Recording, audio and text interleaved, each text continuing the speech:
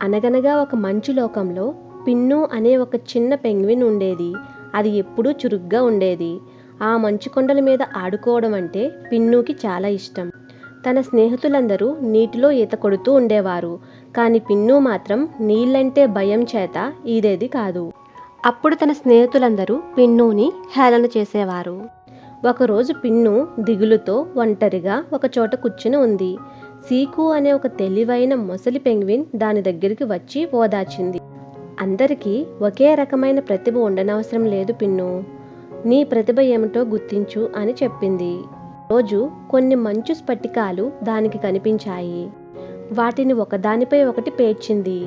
అలా ఒక పెద్ద మంచు ఇల్లు కట్టింది. ఒకరోజు మంచు తుఫాను రావడంతో అన్ని పెంగ్విన్స్ భయపడ్డాయి. ఎక్కడికి వెళ్లాలో తెలియలేదు. అప్పుడు పిన్ను కట్టిన మంచు ఇంటిలోకి మిగతా పెంగ్విన్స్ అన్నీ వెళ్ళి తుఫాను ప్రమాదం నుంచి తప్పించుకున్నాయి. అప్పుడు సీకు షబాష్ పిన్ను అని తన ప్రతిభను గురించి అభినందించాడు. Please like, share and subscribe my channel.